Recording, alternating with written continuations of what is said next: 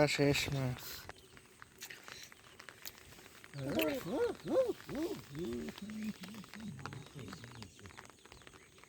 কি ব্যাং আরে হাড়ি দিয়ে দিতেন না কে বাসা তো গেলা